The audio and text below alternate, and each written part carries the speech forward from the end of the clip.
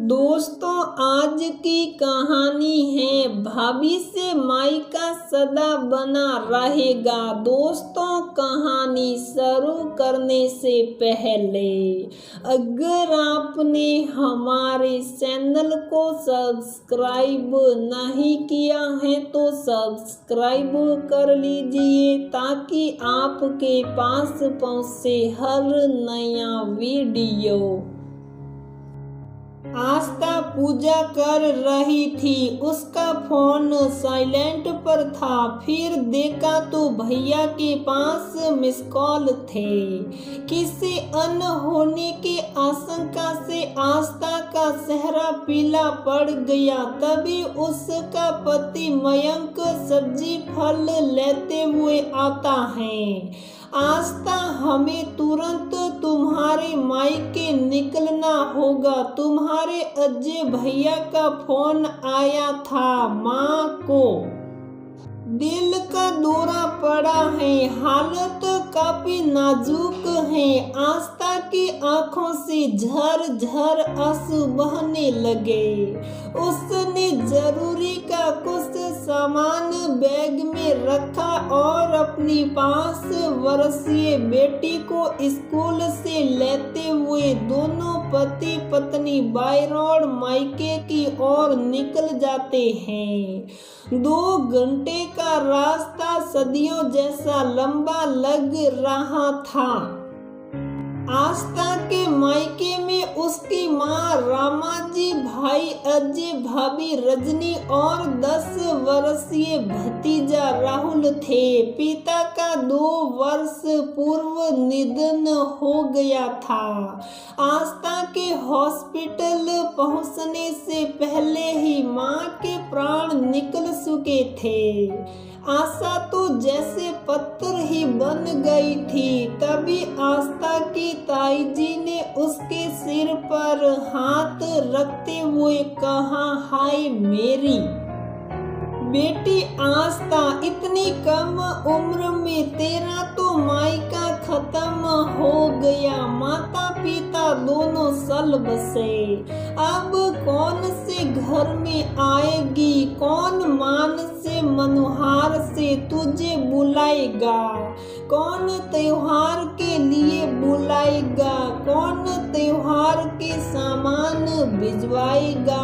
आस्था तो चुप थी, लेकिन उसकी भाभी रजनी बोल पड़ी, क्षमा कीजिए ताई जी, मैं आपके सामने बोल रही हूँ। माँ नहीं है तो क्या हुआ? आस्था का मायका हमेशा बना रहेगा। इस घर के दरवाजे आस्था के लिए हमेशा खुले रहेंगे।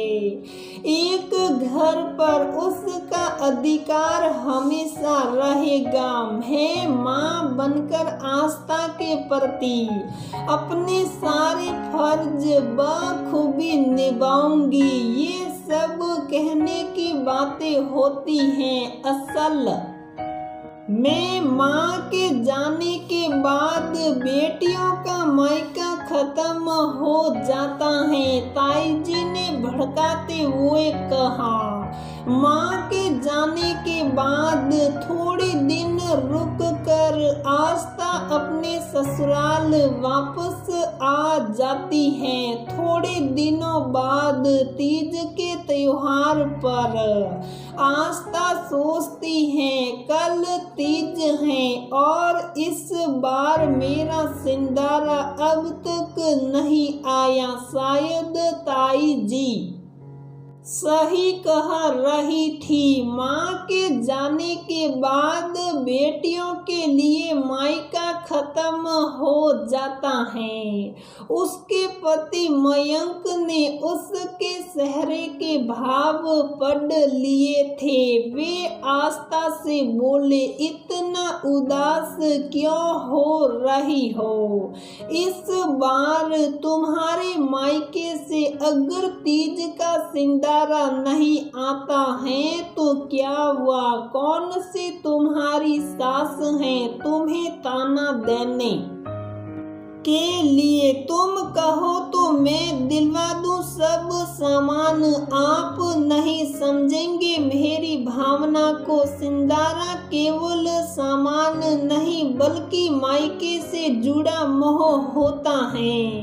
बेटियों का मान होता है। बेटियां सामान की नहीं बल्कि उसमें लिपटे माँ पापा भाई भाभी के प्यार सम्मान की बुकी होती हैं। मायके में अभी भी कोई हमें याद करता है। मायके का सुख तो एक बेटी को चाहिए ही होता है। आस्था बोली तभी दरवाजे ने दस्तक दी।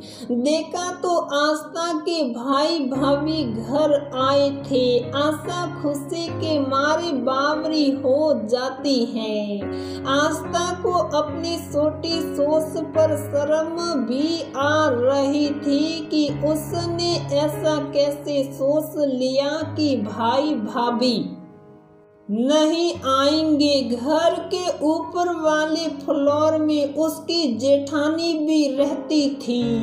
आस्था उनको आवाज देकर कहती है, देखो भाभी मेरे भाई भाभी आए हैं। तीज का सिंदारा लेकर खुश भी क्यों ना होती। बहनों को तो भाई भतीजे और उनका परिवार सदा ही प्यारा होता है। भाई भाभी उसकी खुशी को महसूस कर रहे थे। बढ़िया साड़ी मेकअप का सामान मयंक जी और बेटी के लिए कपड़े सब लेकर आए थे भाई भाभी। देखते ही देखते आस्था ने अपने भाई भाभी के खाने पीने के लिए बहुत सी चीजें बना ली। आस्था माँ नहीं है तो क्या वह भाई भाभी से तुम्हारा मायका सदा बना रहेगा। हम हर बार आएंगे राखी पर भी आपको मायके जरूर आना होगा। रजनी बोली। खुशी से आस्था की आंखों से आंसू बहने लगे। उसके चेहरे पर अजीब सा संतोष था। दोस्तों ननद भाभी के बीच प्यार सम्मान रहे तो एक बेटी का मायका सदा बना रहता है। तो दोस्तों हमारी ये कहानी यहीं पर समाप्त होती है। अगर आपको हमारी ये कहानी पसंद आती है तो प्लीज वीडियो को लाइक करें, शेयर करें और हमारे चैनल को सब्सक्राइब जरूर करें।